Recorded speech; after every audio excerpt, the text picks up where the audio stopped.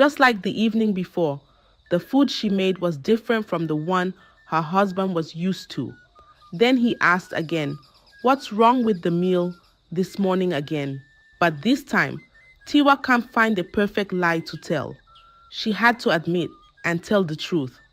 "I never learned to cook or do housework," she said. These words were hard for her to say. They reminded her of all the years she missed learning these important things. Once upon a time, in a small African village hugged by green hills and rivers, lived a girl named Tiwa. Tiwa was not just any girl. She was like the morning sun, bright and beautiful. Everybody in the village knew her. When she walked through the marketplace, even the birds seemed to sing a bit sweeter. Tiwa had a sister, Tayo. Tayo was also a beauty, but she was like the moon to Tiwa's sun. Nice, but not as bright. People saw Tayo, but it was Tiwa they remembered. You see, in this village, Tiwa was like a rare gem that everyone admired. But not everything was as perfect as it seemed. The women in the village had a worry: their husbands. They held their husbands' hands a bit tighter and drew them closer when Tiwa passed by. Her beauty was a bit too much, they thought, a bit too shiny. So they whispered and watched, careful to keep their home safe from the shine of Tiwa. Tiwa and Tayo's parents loved both their daughters, yes, but Tiwa was their star, their favorite child. They treated her like she was made of gold. Tiwa didn't have to fetch water or go to the farm. All she did was sit pretty, making beads and smiling like the morning sun. Tayo, on the other hand, did all the hard work. She fetched the water, helped in the farm, and did so much more. This favoritism started to dig a hole between the sisters. Tayo, with each passing day, felt a bit more shadow than moon. And Tiwa, well, she was stuck in her golden cage, shining, but not really living. In this village of tales and songs, the story of Tiwa and Tayo was just beginning. A story of beauty, envy, and what it really means to shine. Let's turn the page and see where this path leads. As days turned into weeks and weeks into months, the village remained wrapped in its usual rhythms of life. But in the heart of Tayo, Tiwa's sister, something was changing. A small seed of jealousy, watered by the days, was growing. You see, it wasn't just the villagers who noticed Tiwa. Men from other kingdoms, men with heavy pockets and high titles, started coming. They brought gifts, fine clothes, shiny beads, and even gold, all for Tiwa. They said, "For the village Jew," and smiled at her, their eyes shining like the gifts they brought. As for Tayo, she stood in the background, hands filled with chores, heart filled with a growing shadow. The parents, bless their hearts, didn't help much. They were busy polishing their jewel, Tiwa. "Don't go to the river, Tiwa," they'd say. "Your skin will get too dark. Don't help in the kitchen, your hands will get rough." All the while, Tayo's hands were getting rougher, her skin darker from the sun. Tiwa, she saw this. She saw the weight on Tayo's shoulders. Sometimes she'd try to help. She'd sneak to the kitchen or try to grab a water pot. But their mother was always there, quick as a cat. "No, Tiwa, you'll ruin your beauty. Let Tayo do it." Tiwa would look at Tayo, eyes full of sorry, but she dared not say or do anything. Tayo felt alone, alone in the middle of all the noise. It was like she was a shadow, unseen, always behind. People in the village, they'd ask her, "How's Tiwa?" As beautiful as ever. But nobody ever asked about Tayo. As days rolled by, Tayo's heart grew heavy with questions. Questions about her place in the family, her worth in her parents' eyes. She decided to confront them. One evening, as the sun kissed the horizon, she asked them, "Why do you treat us so differently? Why is everything about Tiwa?" Their parents, taken aback, tried to explain. Tiwa is special, a gift to our family. Her beauty can bring us fortune. It's not that we love you less, but Tiwa's beauty is a rare thing. But these words, they didn't soothe Tayo's aching heart. They sounded hollow, unfair. She felt a sting, a deep hurt that wasn't easy to heal. Her parents' words echoed in her mind, but they didn't reach her heart. Dissatisfaction brewed inside her, a storm that wasn't ready to calm. The days in the village rolled on, and Tiwa, the village jewel, found a husband. And not to just any man, but to the son of the wealthiest man in the village. This match was like a fairy tale, the kind grandmothers told under the starlit sky. And after introducing him to her family, they started planning a wedding. The wedding was a grand affair. Drums echoed, feet danced, and voices sang in celebration. The whole village was dressed in colors bright as the sun.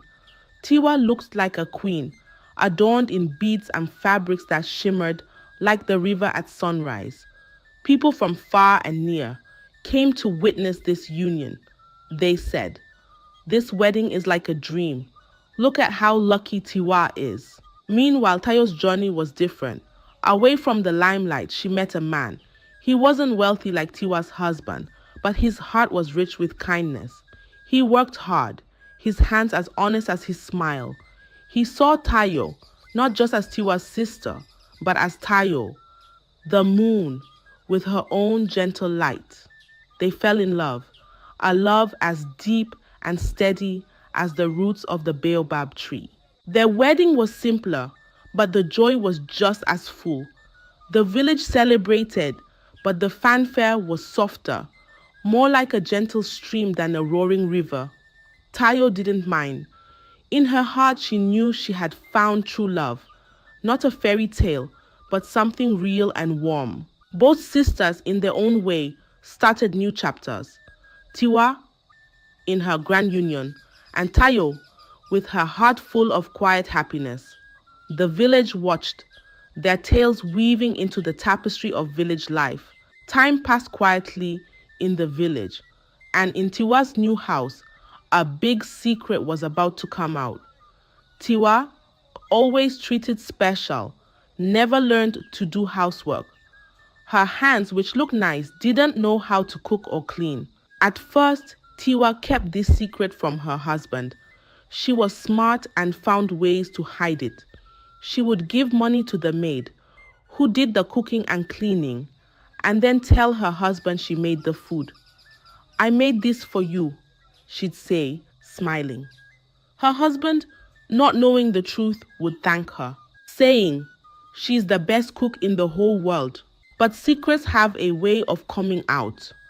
One day, the maid got sick. There was nobody to cook. Tiwa, feeling nervous, tried to do it herself. She remembered the food her mother and Tayo made, but she couldn't cook like them. That night, her husband sat down to eat, expecting a good meal. But the food wasn't good. The soup was too watery, and the vegetables were not cooked right. He looked confused. "What happened?" he asked. But Tiwa lied, saying there weren't fresh vegetables in the house, and the ingredients too. She used just the little available. And since the maid is sick, she can't send her to the market to get fresh vegetables and ingredients. She pleaded and convinced her husband that night. Then came the following morning. The maid was still sick, so Tiwa had to make the meal herself again. Just like the evening before, the food she made was different from the one her husband was used to. Then he asked again, "What's wrong with the meal this morning again?" But this time, Tiwa can't find a perfect lie to tell. She had to admit and tell the truth. "I never learned to cook or do housework," she said. These words were hard for her to say. They reminded her of all the years she missed learning these important things. Her husband went from being confused to upset. "How do you not know these simple things?" he asked. He was shocked that his wife, known for her beauty, didn't know how to take care of a home. He made a quick decision. He packed up Tiwa's things and sent her back to her parents. You were treated like a queen, but a queen should know about her home, he said. Tiwa went back to her parents' house. This house, once a happy place, now felt like a prison. She was more than just a pretty face. She was a reminder that beauty isn't everything. Her parents looked sad and sorry. They knew they made a mistake in how they raised her. But this understanding came too late, like rain that comes after the crops have already gone bad. After everything that happened, people in the village quietly talked about Tiwa coming back home. In her parents' house, everyone felt sad, and there were many things they didn't talk about. Then, a big secret that had been hidden for a long time came out. Tayo, who always watched everything quietly, saw that her parents and Tiwa were not getting along. One night, as the crickets sang their lullabies, Tayo's parents sat them down. The air was heavy with the weight of impending revelations.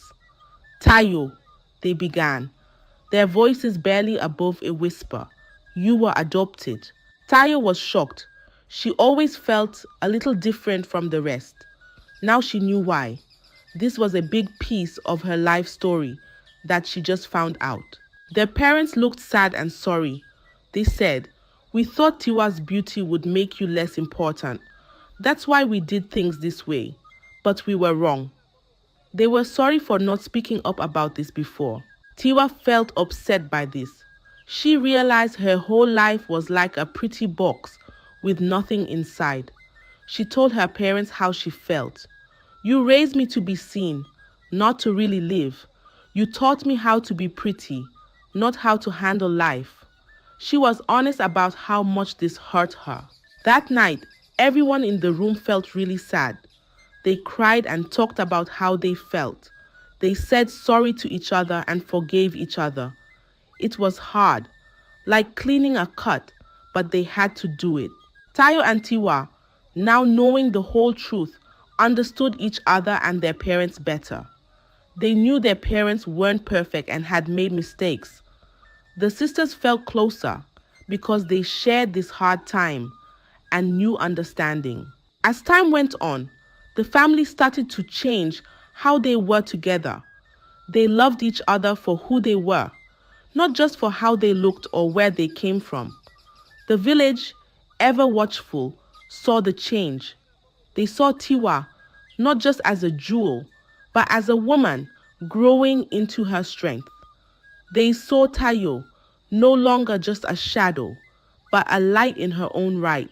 You see, this story, like many others, teaches us a lot. It shows us that beauty without skill is like a river without water. It tells us that loving someone more than others is not fair. It reminds us that life can surprise us with lessons we never expected to learn. In the end, Tiwa and Tayo, with their parents, walked a path of redemption. A path that taught them the true value of upbringing and the importance of being equipped for life, not just to look good. The village remembered this story as a lesson. The best thing we can have is a heart full of love, a good upbringing, and the ability to handle whatever life brings. I hope you enjoyed the story.